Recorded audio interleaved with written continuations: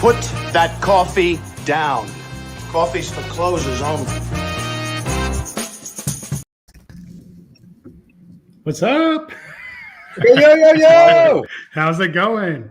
Good. How are we? What's going on, guys? Good morning.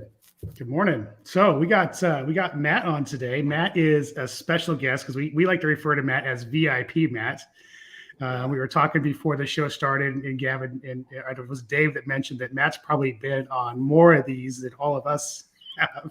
So thank you very much, Matt, for your I think your loyalty to what we're doing here and watching. And Matt's also one of our coaching students, so he's part of the coaching program, some of the stuff that we do. And Matt's come out to Fresno to hang out with me in my house I'm as still well. I'm still waiting for mine, so it's all right. You're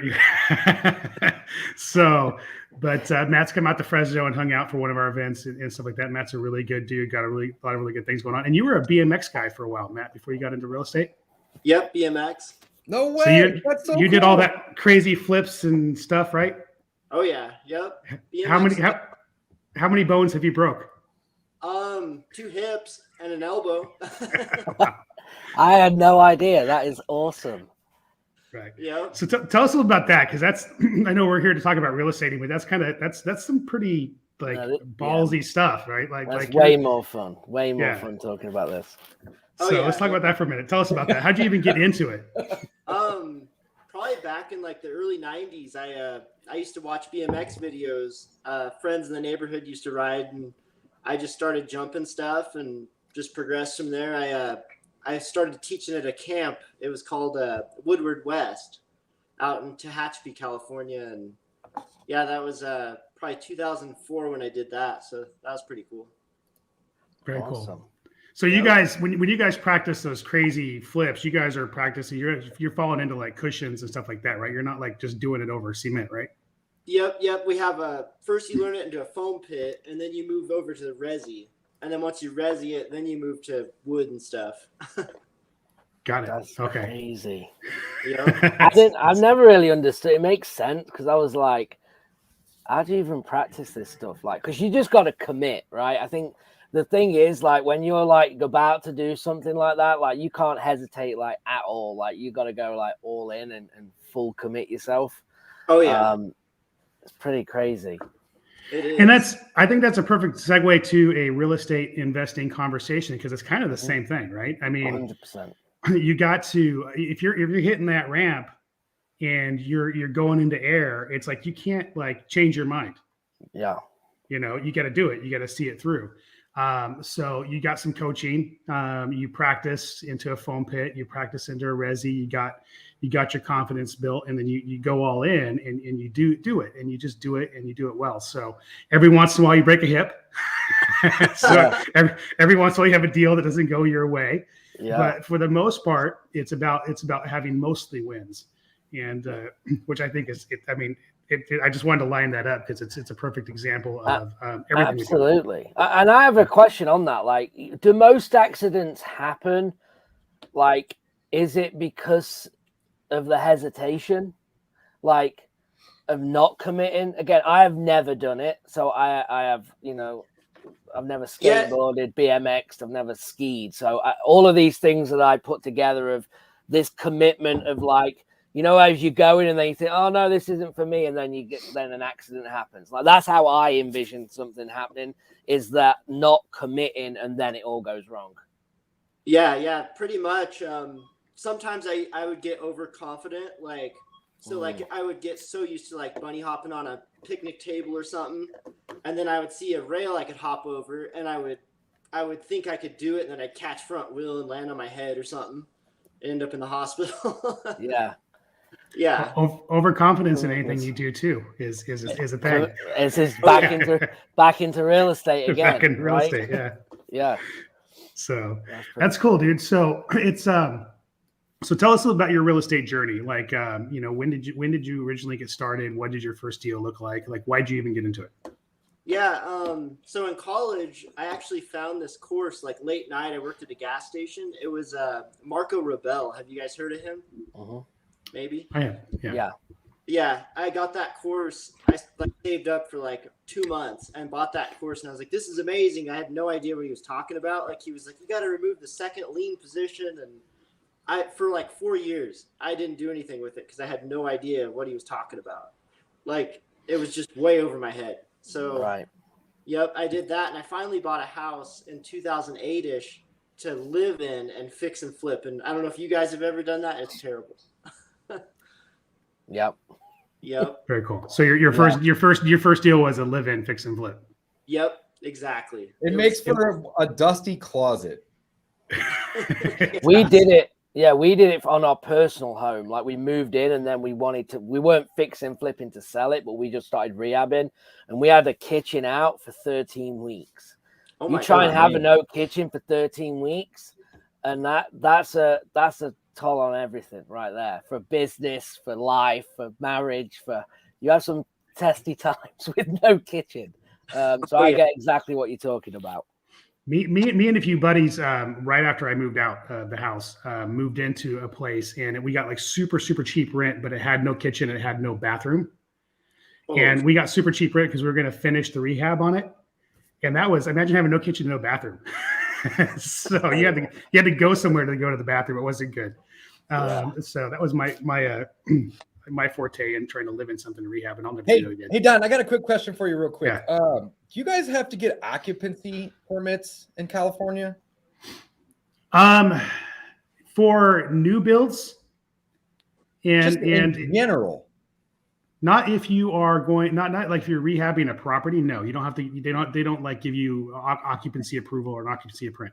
So if you buy a house and you want to rent it or even rehab it and then rent it, you don't have to get an occupancy inspection or get an occupancy permit to be able to rent that? We'll get a final to make sure everything is done and signed off to make sure that everything on the rehab that we get pull permits for is done and done properly.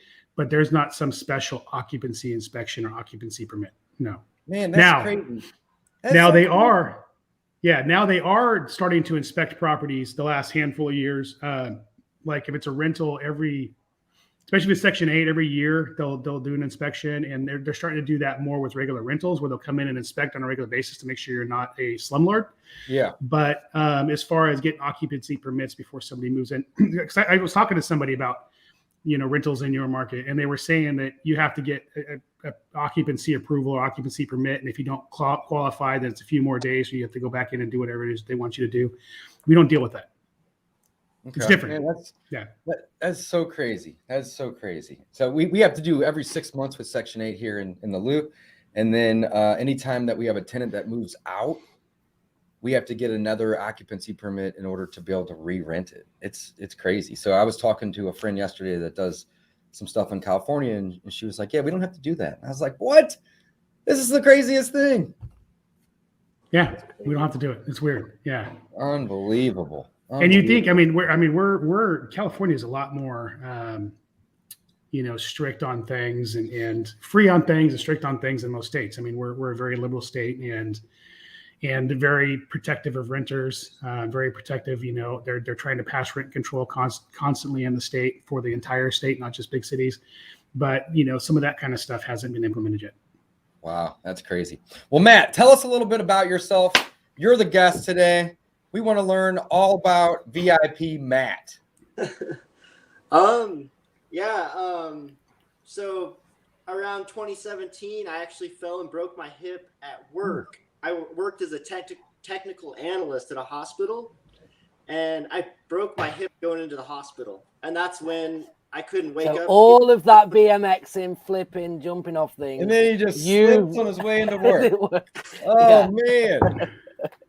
Yep. And that's when I went full-time into real estate. And that's when I started Flipco Homes and started doing more of the wholesale flipping, gotten a couple coaching programs. And hopefully now I'm in Don's program. Hopefully soon I learn to scale more. I haven't quite scaled yet. Matt's actually got a really good business going on. One of Matt's the Achilles heel is he's got a lot of his own money in projects a lot. And that's something I'm trying to work with them on, because I'm a firm believer you don't have your own money in projects. And that's part of why Matt isn't scaling to the point that I think he could at this point. And if I'm being just real, one of the things that Matt and I work on, with when we talk is confidence. Matt, again, runs a really amazing business. And I think he has one of the roadblocks that a lot of us have is just believing that we can take it to that next level. Am I off point, Matt? No, not at all. So, and that's one of the things that we've had conversations about in the past, and we're going to continue to have conversations about, because he's a really smart dude and he's doing some amazing things, and he can definitely do a lot more if he had that right belief system in place. So, but anyway, tell us more about like, what are you doing for marketing? You're rehabbing some of your own properties. That's the other thing too, is you get in there and actually rehab your own properties, right? Yep. At the moment, I have one going, and I might actually just creative finance it to somebody else to rehab. I'm getting kind of burnt out. I'm getting older, and my knees hurt, hips hurt. Where is it? What's that? Where is the deal? This one's in Nebraska, a smaller town, McCook, and we like to wholesale in Denver and in Vegas. So I'm gonna relocate there soon. So. Thank you. Okay. And where are you located now? Are you in Nebraska? In Nebraska today. Yep. Okay. I don't know. It's nice and warm there then, I guess, right now. No, it's snowy. Yeah, what part of Nebraska are you in, Matt? McCook. It's right on the border of Nebraska and Colorado. Okay. So you're way west then. I used to have a restaurant in Lincoln, Nebraska. Oh, wow. That's why I was asking. You Wow, did? Dave, I never knew a restaurant. Oh man, that's a whole nother topic. It's guys. funny, like when I speak to Dodge, and I've known him for years, he'll come out with something sometimes, and I'm like, how is this, after thousands of conversations, never come up before? It was like when he was a pilot. Like, I've known him for like 10 years. So, like, all right, I'll give you guys the 30-second rundown on this. So my buddies and I were like, hey, we should open up some franchise restaurants, and we were thinking about doing a Jimmy John's. And we decided on another restaurant that it's called Pickleman's. It's basically a Potbelly, basically. And we bought the franchise, and the guy that sold it to us was like, hey, you guys should do Lincoln, Nebraska. It's a great college town. It's a good market. And if you buy one, I'll give you the access or the rights to open up 3. And we'd like, oh, this is a pretty good deal. And one of my buddies moved from California, Long Beach, to Lincoln to run it. And I was flying my plane from St. Louis to Lincoln every other week for a week at a time, right? And staying there.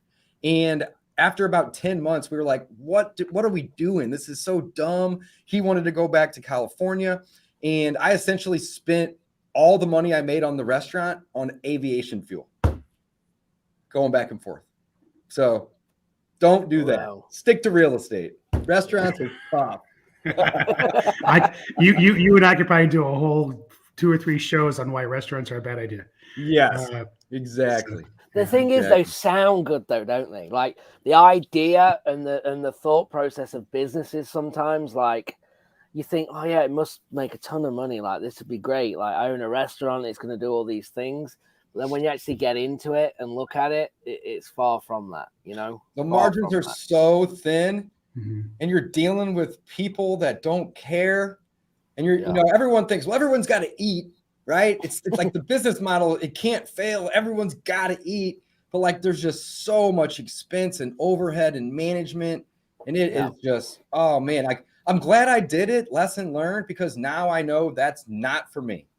I'm sticking to that. I'm sticking to rental properties that pay me while I sleep, not trying to manage all these people. So restaurants are a beast. I mean, your average restaurant earns about 10% profit margin on if it's ran really well. Best case. Mom and pops are 5 if they're lucky, and you get your labor out of control, or your food out of control, or situations like right now when you have inflation and your food cost is growing, but you're like weighing whether or not you should raise prices on your customers. It just eats into your profit margin. It's there's just so much. Yeah, and then you pay 6, 7, 8% gross to the franchisor, which ends up being 30 to 50% of net. Right. And that's frustrating as hell, because you're like, man, I actually did pretty good. And then you're like, well, wait, where did all the money just go? Half of it's going right back to that guy. So neither here nor there, guys. Neither here nor there. All right. Off topic. All right. Yeah, back to Matt. VIP Matt. So tell us what you're working on right now, man. What kind of projects are you doing? Like, I guess before you even do that, what are you focused on in terms of real estate? What strategy? Are you wholesaling, fixing, flipping, landlording, burring, creative finance? What are you into right now? Yeah, wholesaling and fix and flipping right now, but I'm slowly switching to starting to raise. I'm gonna be raising capital here soon, because like Don said, I need to start growing, and I can't use my capital to grow. And I really dove deep into the creative stuff, got really good at it, but then I just chickened out and didn't do it. Okay. Oh, I think there's a time though, like you don't want to, like, you got to stay focused though as well, right? Like it takes a time and a team to be able to scale to do multiple things, because if you've got to focus on what you enjoy, number one, because that will always get the best results. Number two, it sounds good because everyone else is doing creative and everyone's doing this and that, and you want to do everything, but the likelihood is if you don't have the team, you can't. So you have to kind of pick your battles and pick things that when it allows you to grow, okay, and how you're going to do that. In my business, I try, it doesn't always work, but I try and say I'm willing to make a decision if it doesn't warrant any more of my personal time, right? So if it means that it's going to warrant my time, and that was my big thing with creative, okay, until I had Dustin, who we had on last week, who I now partner with, it was me being dragged into the deal, getting the call, put this out, put that out. That's not what I'm trying to do. I don't want to do that. So I then got away from creative originally and went back to wholesale because I had the team that could just handle everything. So I think there's a time and a place for you to do that. I do have a question, because you said here that you were focusing on Vegas and Denver, but then you've got a flip that you're doing right now in Nebraska. So how did that happen? Yep. So I originally worked here years ago as a technical analyst in 2012, and I went to college out here, so I kind of knew the area, and the property came up, and it was a good deal. So Got it. So that was kind of a one-off deal that you bought, but you run your business in Vegas and in Denver. Yep. My LLC is based out of Vegas, and Denver's where my family kind of is and friends. Mm-hmm. So tell me, let's talk about Denver, because Denver's a tough market, I think, it's a competitive, tough market. Again, it's no California, as Don's probably thinking, but it is a tough market, right? And the house pricings have just skyrocketed there over the last few years and probably continue to grow. So what are you doing marketing-wise? How are you finding these deals in Denver? What does that look like? Yeah, usually, so we use the tax delinquent list, and then usually we just do vacant, non-owner occupied. And what are you doing with it? How are you? So you get the list, but what marketing are you doing to get these sellers? Yeah, we usually use the software. It's called Go for Close, and we just send text messages. Okay. Huh. I've not heard of that one. So you're doing texting to find these deals solely? Yep, just text messages. We do a little bit of cold calling, but I've never really mastered it. Oh, wow. And when you say you're doing these texts, like how many texts a day, and who's doing these texts? See, and that's where I'm working in the other house and stuff and doing the construction. I need to stop doing that because I'm not consistent either. So I'll send out like a blast of like 5,000 in one day, and then oh wow, yeah, and then I'll do another list, and I'll get, I don't know, maybe like 5 solid leads, and then I'll send it out again like 14 days from then. 5,000 in a day is a ton. Yeah. I just hit it all at once. That fact. So, and what's your sorry to control fingers. this yeah, sorry to control this call, but I am been like diving into texting right now over the last few days. Hang on.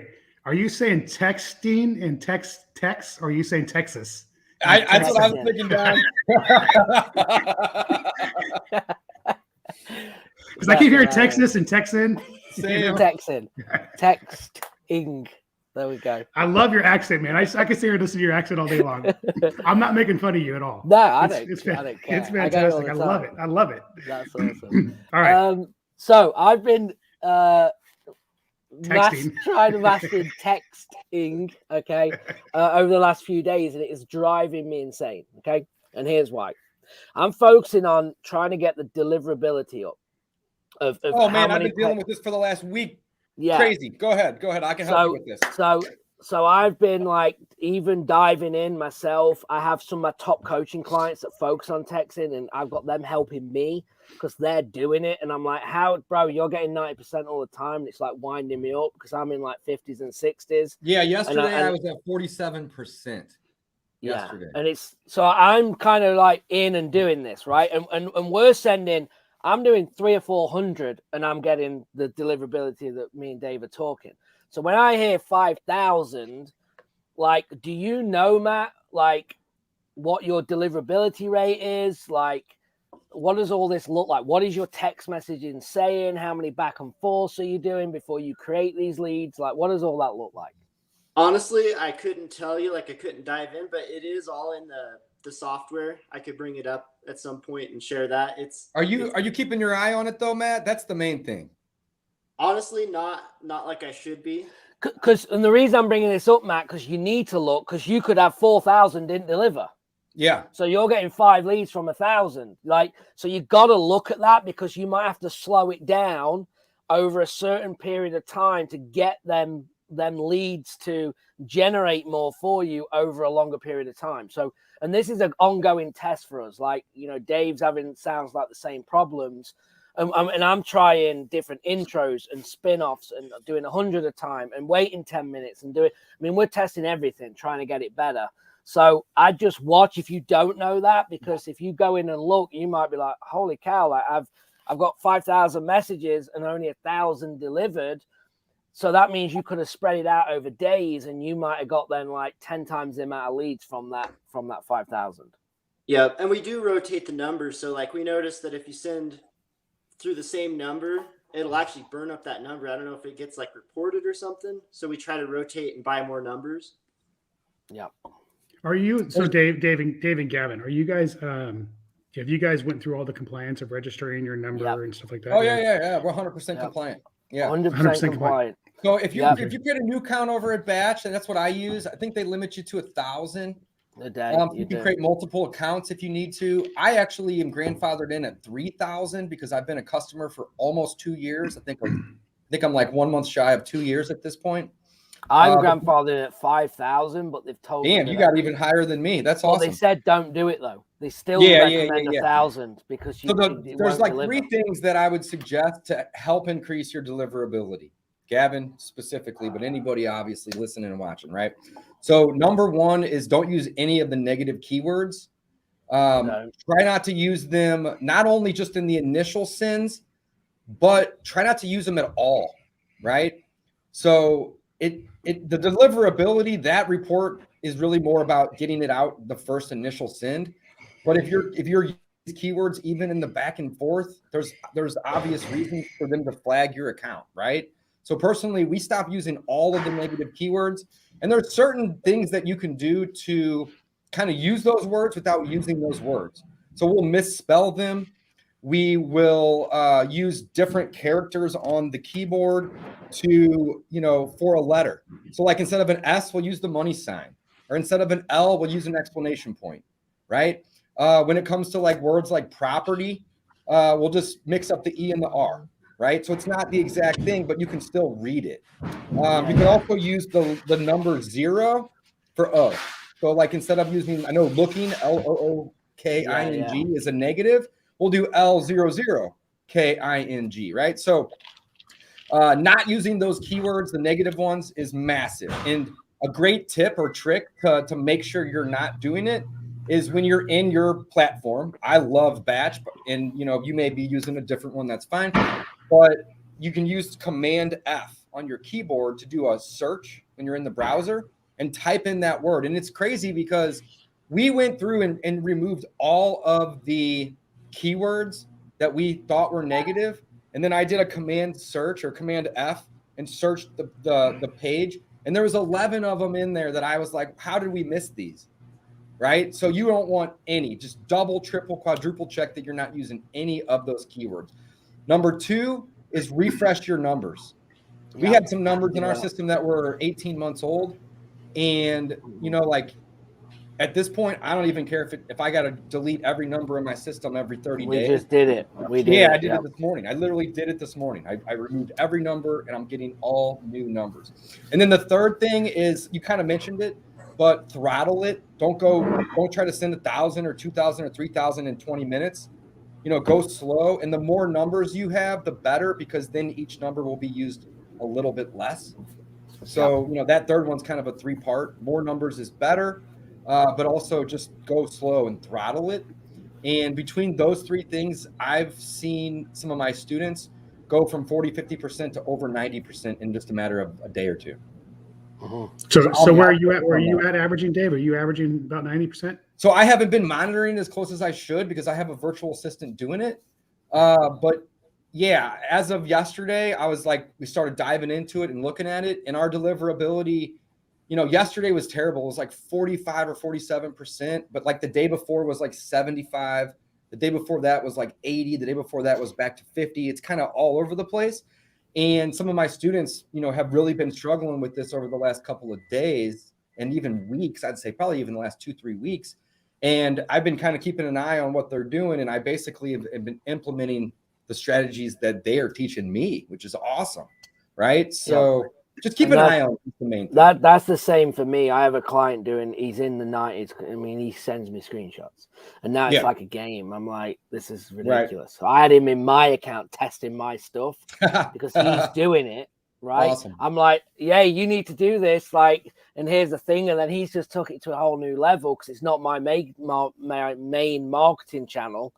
So I'm like, right, I need you in to figure out like how, because I believe as well that it's market dependent as well. Like I had a client in Dallas, right? Now I know because of Dallas, there's more people doing business there than like in Birmingham, for instance. Just population, there's more people texting. So that's got to affect it, right? If there's more people texting these lists, then that's probably not helping anything, I wouldn't think. So I think there's multiple things that need to be taken into consideration. Yeah, absolutely. So let me ask you a question. Okay, so because I'm not a texting guy, I'll be the first one to say that. You do all this. You're changing. You've registered. You're pulling against the do not call list. You have the VA doing the texting. Mm-hmm. You're fighting the deliverability. Putting all this time into this marketing channel. How many deals in the last 90 days have come from texting, Dave? I would say a couple a month. So, I mean, here's the thing. That's a super difficult question to answer because the goal is to get leads into the system so we can follow up with them. It's like, it's not necessarily like, oh, find that guy that's like ready to sell at 3 p.m. No, I agree. Yeah, no, I agree. We're adding curious. Lots and lots of leads into the system that we then have the ability to go follow up with and build rapport and build a relationship with those sellers. But, I would tell you that, I mean, we're probably getting, guessing here, 2 to 3 deals a month that are pretty quick, meaning that like whenever we reach out, they're like, yeah, I'm interested. Come meet me, make me an offer. But every day we're adding in 20 to 30 prospects that aren't ready today, but we have verified they own the house. We've verified that it's the right address and that they are who we think they are. And at some point in the future, they're going to have interest. So hopefully that answers your question. It does. It's just that, when you think about like all these marketing channels, right? Whether it's direct mail or cold calling or texting or, these avenues that we market in, the question is the squeeze worth the juice, right? And there are some people like that have mastered one of them in all of their deal flow. They're crushing all of their deal flows from texting, or all of their deal flow is from Facebook ads, or all of their deal flow is from cold calling. And that's usually they've just got in there and they've really, really mastered it. And they do it well. For the rest of us that don't master it, the $1 million question is the squeeze worth the juice? That's what it comes down to. I think as well, it's got over the last probably 6 to 8 months, it's got way harder than it was because of the things we're talking about. Right. And if I was working with you, Don, I wouldn't get you to do it based on where you're at personally, just because you're having so much success and you've got your direct mail dialed in. and that incoming call's just nice, and you've got it to where it's profitable and all of these things. Like, I'm not going to lie, texting and cold calling is more definitely cheaper and entry level, but more working parts, VAs, a lot more massaging the deals to get them into close. There's no two ways about it. Well said, Gavin. Well said. Yeah, we cold call, and I love cold call. I can imagine texting is very much the same as cold calling. So, unless, in my opinion, less even. It's even more, in my opinion, more massaging than cold calling. It's one step of a little more. Yeah. So what I teach a lot of my students, guys, is that getting the leads and skip tracing, not necessarily getting the leads, but skip tracing the leads is typically the biggest expense. So if you're going to skip trace those leads and then you're only going to text them or you're only going to call them, I feel like you're leaving a lot of opportunity on the table. So if I'm going to spend, 10, 12 cents to skip trace a lead, I want to make sure that my team cold calls it and texts it, and not necessarily simultaneously, but I'm basically adding the leads once skip trace to both of these systems because it gives you more opportunity. Also, when you skip trace leads and they come back as landline numbers, you can't text them, right? So you have some opportunity, with being able to implement both of those strategies. Yeah. So you're actually paying every 30 days to have those re-skip trace the whole list? No, we just skip trace them once. But what I'm saying though is that's the majority of my spin, right? So if I go pull a list of, let's say 5,000 leads, right? So 5,000 times 0.1 or 10 cents is $500, right? And if I spend $500 on a list of 5,000 leads, a lot of those leads are going to be landlines. So I can't text all of them, right? And certain people don't do text message, and you can't text message a landline anyway. So what I'm saying is a big portion of the marketing spend, in my opinion, is the skip tracing. So once I have the data, I'm going to be as efficient as I can to hit as many of the people as possible. Efficient, effective, however you want to look at it, right? Makes sense. Yeah. Awesome. Well, I know we got off on a tangent, but I think that was good content and good for everyone, right? And even for you, Matt, because it's like, when I hear someone like you that's doing deals in the way that you're doing it, I just think like, all right, if you're making money and what you're doing, like you can probably 10 times what you're doing with a bit more, KPI watching and things like that. So, yeah, exactly. We got a question in here. What are the negative keywords? Well, I mean, it's literally everything you can think of. Yeah, I mean, when it comes to real estate, it's like it's unfortunate because it's a lot of the words that we would use in a normal conversation, right? So, and Paul's one of my clients. So, Paul, you've got Batch. Batch actually gives you the key, the words that you shouldn't be using. So, I just want to let you know that. Yeah, here, I'll read them off. I got them right here, guys. There's quite a few of them. I think there's about 35 or 36 of them at this point. And where's the list? Let me pull it up here. I know I have it handy somewhere. Here it is. Okay, so the list is interested, selling, offer, property, cash, local investor, purchase. You got COVID, random, blue, spam, out of the blue, investor, consider, investment, looking. I mean, these are all the words that we're sending. Are you looking for a cash offer? I'm an investor. That's got 6 keywords in it that you can't use. Right? You have to get creative with how you're doing it, right? Yeah. Public records, property records, purchasing, right, insurance, land, debts, sorry, shot in the dark, and owner. That's basically the list right there. And you can find that on Batch in the area where you would go and you'd create your actual templates. It's at the very bottom. Just scroll down. And just you got to be creative, and it also, I think it helps a lot too. If you don't just go in and create templates and then just go with them. Like basically what I'm saying is go in every couple days and edit them. So that way that number's not sending the same message over and over. You don't have to do it every day per se. Yeah, but we the have more you can change it up, the better. Yeah, so we have 3 intros, 3 sets of intros with 10, and then we spin off that. Yep, and then change that too. That's a great idea. So then every day, 100, use a different one. That way, it's sometimes we do every 100. We change the intro. That's smart. Yeah, the more you can change it in any way, the better. So that means changing the message. That means changing the number. That means changing the frequency, maybe even the time that you're sending. Any and all things. Change is good when it comes to SMS marketing. Yeah.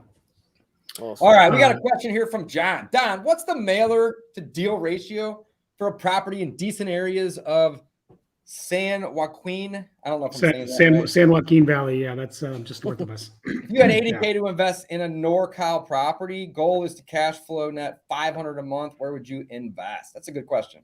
Not in California. So done.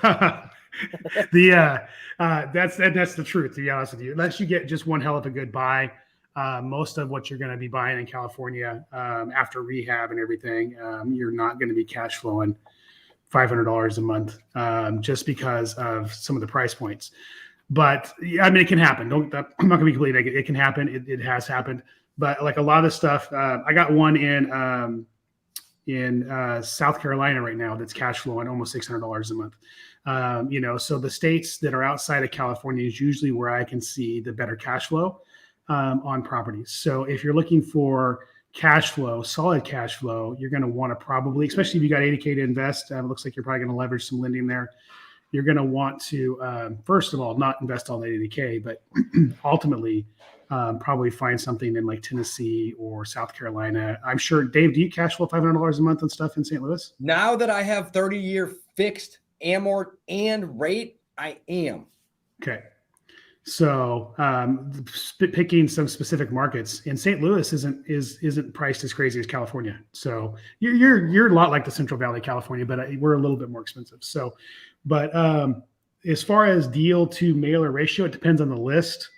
An average is about one deal to every, I would say a window of 13,000 to 15,000 pieces right in there. Is about what you're looking at. That's in California. So your cost per deal is what, $5,000? Pieces. What's the cost per deal?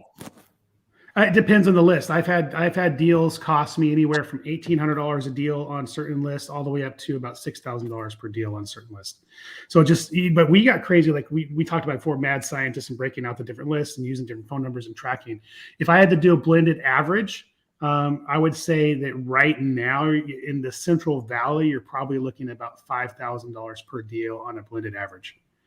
So and how many come from like your follow-up? Do you know roughly? Like how many do you land pretty quick from that mailer versus do you get on follow-up?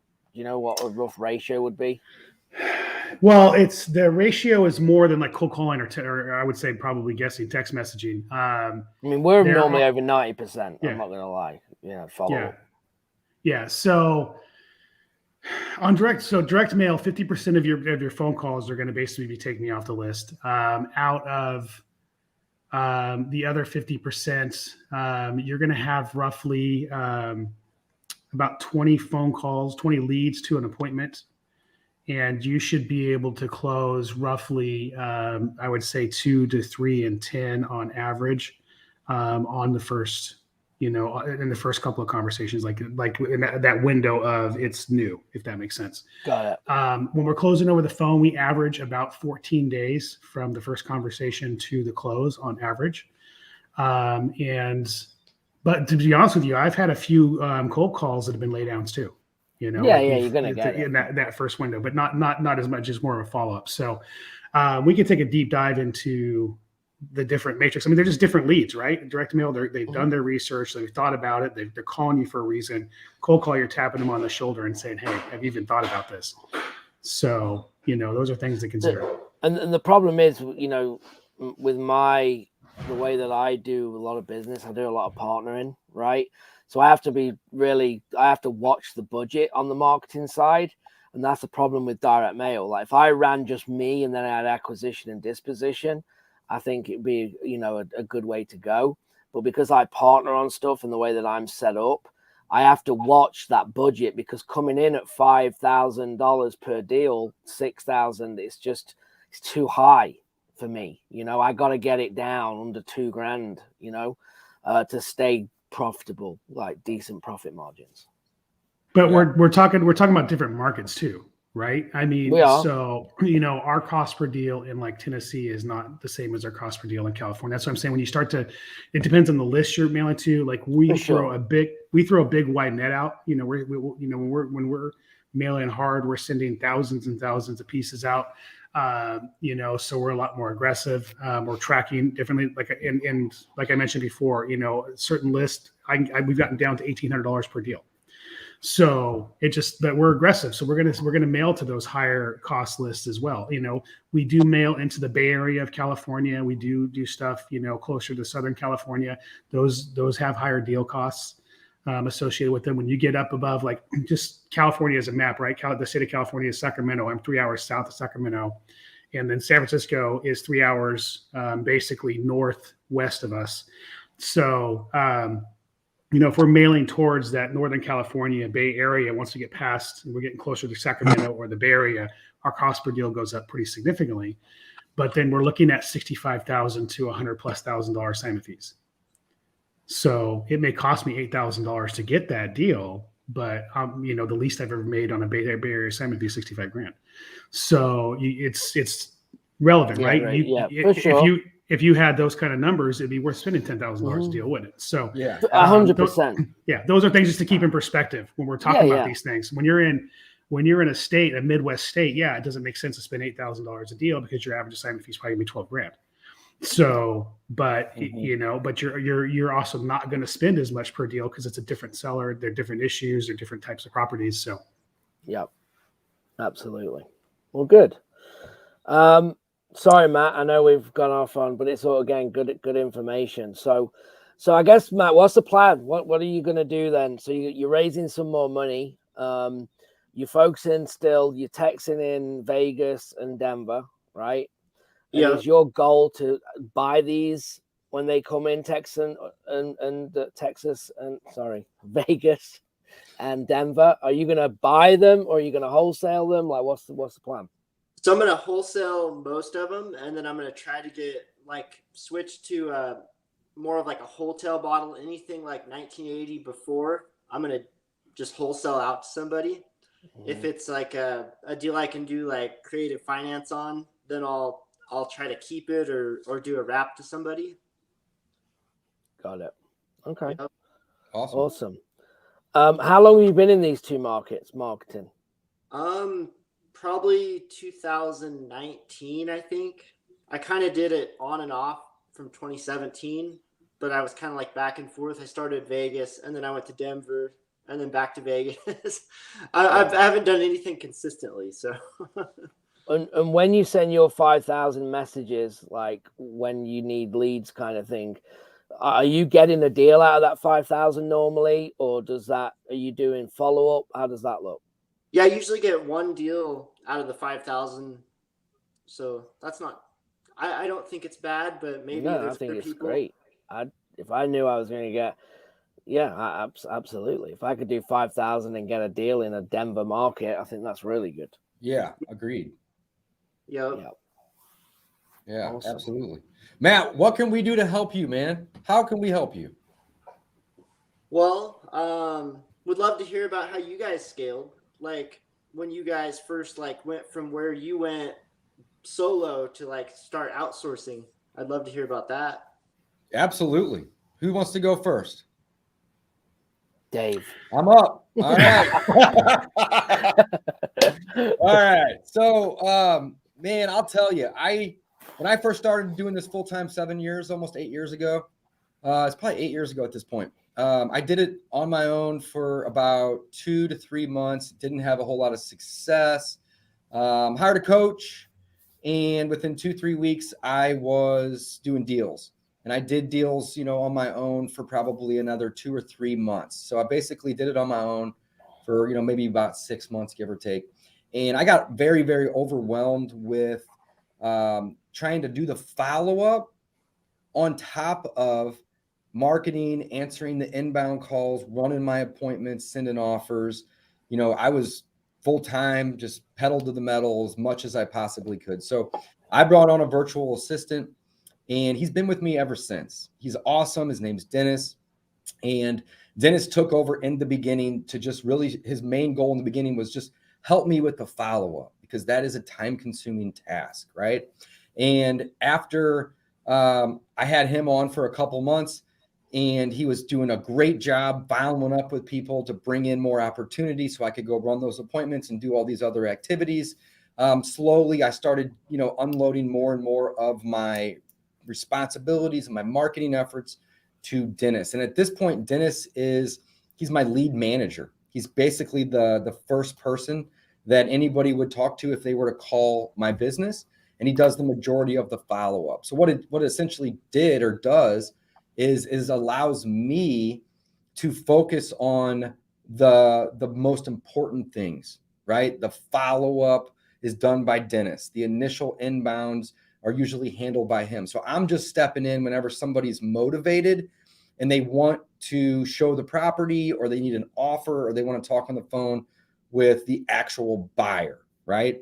And since then, I've added probably three more virtual assistants to the team to help Dennis and assist with those activities. So at this point, I have 3 callers, and they just add leads into the system, right? Dennis will then pick up those leads and vet them. And if they are good leads, high quality, then I'll jump in, but not prior, right? On top of that, Dennis does a lot of the texting and the lead management, to where I can now just kind of focus more of running the business and working on the business versus in the business. So, I mean, really, to answer that question is who, not how, is the mindset. And Gavin's going to give me shit about this, but who, not how, is the mindset to have. Now, in the beginning, if you're new, you got to learn this stuff. You got to do it yourself. You got to run those appointments. You got to make those offers. It's very difficult to teach a virtual assistant or even a local assistant how to do these things if you're not a pro at it yet. So I always recommend, hey, go out and get a couple deals under your belt at a minimum before you start bringing in the help, right? But the help can be awesome to leverage their time so you can focus on the $500 an hour activities. So that's I want to hit on something you just said, Dave, because I think it's very important. And I've learned this the hard way in a different business venture. You're running a real estate business at a high level, and you think, okay, well, I can now just build a team in something that I don't understand and have it just run and be successful. And look, when you're, and I was an idiot. I'll be transparent. You can't bring in people, you can't bring in experts, you can't bring in employees and hire them in a business that you have no understanding of the operation, not from the ground up. You could probably buy a business and do that when it already has those pieces. But there's so many opportunities. Are we losing Don, or is I that think we me? lost you, Don. Yeah, I don't know if it was me, so I never said it. Yeah. No, but he's got a good point. I second what he's saying. You Absolutely. Did you lose me? Okay. Oh, there you go. Okay. You're back. He's back. Yeah, Nope. We thought we had you back, but we didn't. I'm back. Yeah. Okay. Yeah, but So, really, I mean, you got a great point. It's very difficult to train a team to do something that you aren't good at already or a pro at. So you always want to learn how to do these things yourself, Matt. The texting, the calling, the appointments, the offers, the follow-up. You need to do all that, right?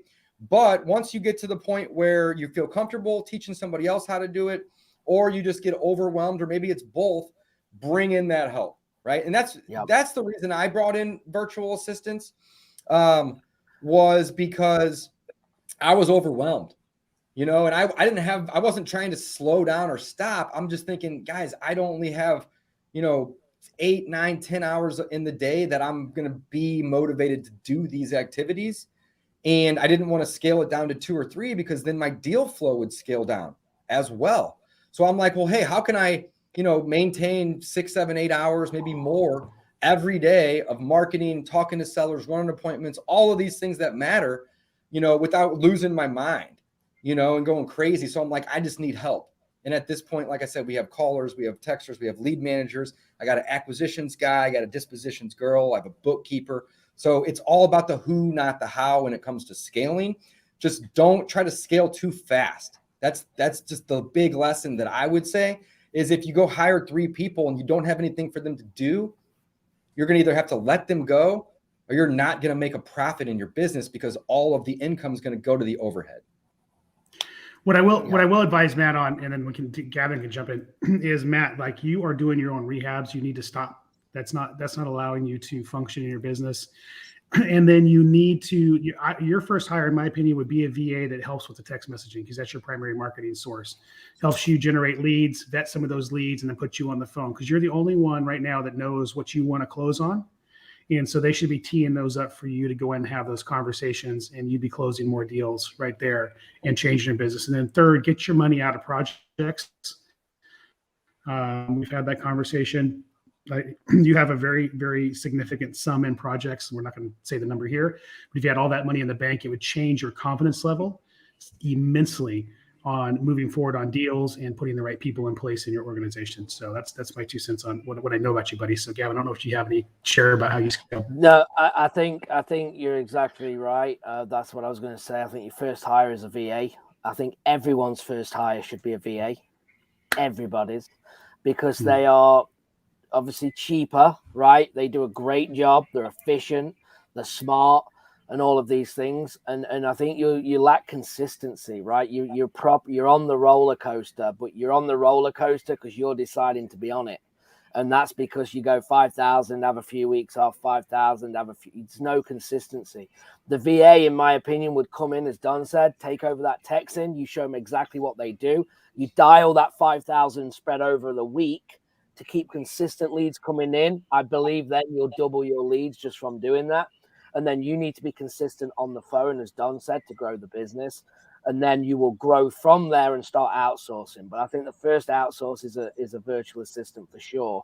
And then go ahead, please. And I was just going to say, and obviously getting your money out is exactly right, because you can't, while that's tied up, you can't grow. You can't jump on an opportunity if everything's done, you know? So if I got my money in a rehab, and then Don goes, hey, do you want this deal in Savannah? And it's smoking. I'm like, of course I want it. I got no money though now, right? I don't even have that 15-20% might have to put in, depending on, you know, how good your relationship is with your lenders. So I think that's good advice. But I think consistency, a VA is definitely your next focus, and then getting your money out and working on the lenders. Gavin, if you had more consistency with what you just said, if you had more consistency if you had more consistency in deal flow, you would have more confidence in hiring contractors and different things like that. That's true. Yeah, I do know that it slows me down a ton, like going over and doing layouts and removing stuff, and no. So I think, you know, and it would be interesting to see kind of, you know, how you get on. But Matt, I have a question for you, because I know we've only got a few more minutes here. You consistently get on every week. We kind of joke about it, but we also love it because, again, we love it, your consistency and your discipline to be here, if you put that into the business. But why do you join us every week, right? Obviously, you think there's value, I imagine, else you wouldn't show up. But just talk about that. Why do you join us every week? Yeah. I pick just a couple podcasts every week to consistently show up to, and I do 3 different coaching groups. I show up consistently every week, and I just try to stay consistent at that. But I see what you're saying. So since I do that, I should try to send that marketing during that hour. Well, yeah. Well, it's just be here. Consistent. No. I want you to be here, but what I'm saying is, we love VIP. Yeah. Man. Whoa. We love it. We want to. What I was trying to get was like telling the audience kind of that's listening, like obviously that might be their first time, week 1, listening to us. You come every week, obviously, because you feel like we have value. So what I'm saying is like, what are the takeaways that you get from us? Why do you join us? Yeah, that's a great question. I'm super curious too. Yeah, I know what you're saying. Yeah, every time I do come, there is a new guest, and I do get a ton of value from it. So yeah, just listening to you guys and following higher up people where I want to be, that definitely does help every week. And between you guys, and then I do, Don put me in a mindset coaching with Patrick Precourt. I don't know if you guys. Yeah, Patrick's good. Yep. Mm-hmm. Yep. So I consistently go to that every Monday and just work on the mindset. So, yep. Awesome. Between that, it really does help grow, I think. Matt, let me ask you a question real quick. What would be a good, acceptable hourly rate that you would like to earn for, let's say that you're going to go put 6 hours in tomorrow. Like, what would you like to be making an hour? Probably, well, at least like when I worked IT, it'd be like at least a minimum of $25 an hour. So Perfect. Great. Okay, that's awesome. So if you are spending, $8, $10 an hour to pay somebody else to go do the cold calling or the cold texting, that alleviates or frees you up from those activities to where you can now go focus on the 25 or maybe even 50, or in some cases $250 an hour. Also, simultaneously, I know a lot of people that I can call right now and pay them 10, maybe even $15 an hour, somewhere in that range, to go do a clean out or some contractor type work, right? So I would say a big piece of advice that I'd want to give you would be to try to focus your time and energy on the highest dollar per hour tasks, which means that you're going to have to bring somebody in and add them to your team. And that could be a team member, could be a virtual assistant, could be a local assistant. It might even be a third-party agency or something like that, right? Whatever. But bring those people in to help you build this business. I'm going to be honest, this business is not easy as a solo person. I mean, that's how I think everybody should start. Yeah. Because you have to learn how to do this. Again, you can't teach somebody how to do it for you or on your behalf if you don't know how to do it, right? Yeah. But the sooner you can add members to your team to scale and really the more so pull yourself out of these day-to-day activities. Like, I don't swing a hammer anymore. I don't cold call anymore, right? Those are two things that I just don't do because I can get somebody for $6, $8, $10, $15 an hour to do those. And I know my time is more valuable than that when I focus my energy on better things. Yeah. And do you recommend like hiring a cold caller like company first? Yeah, absolutely. I mean, anybody that is interested, like get an intern, hire a cold calling company. I mean, we hire our own. Just don't do it yourself is really what I would suggest. But again, after you have a couple deals under your belt, which I know you do, but anybody that's listening, I wouldn't suggest you go hire a cold calling company if you haven't done a deal yet. You got to get in the trenches, and you can only make, I believe, as a single wholesaler. Like if you're making $100,000 a year as a solo person, you're doing good. And I know you're working like a crazy to do it. Crazy. You're doing 10, 12-hour days to make $100,000 a year on your own. You just are. And I think Dave's right. Like, you got to do it to get the feeling and sit in them positions. But then as soon as you start outsourcing, it relieves a lot of time to then focus on the high generating activities. That's how you start to grow the business. And then you just keep doing and adding as you kind of grow that. Yeah, and it's going to build confidence. Doing a couple on your own, you're going to be like, I got this. This is easy. Now I just need somebody to tee me up with the sellers that actually are motivated.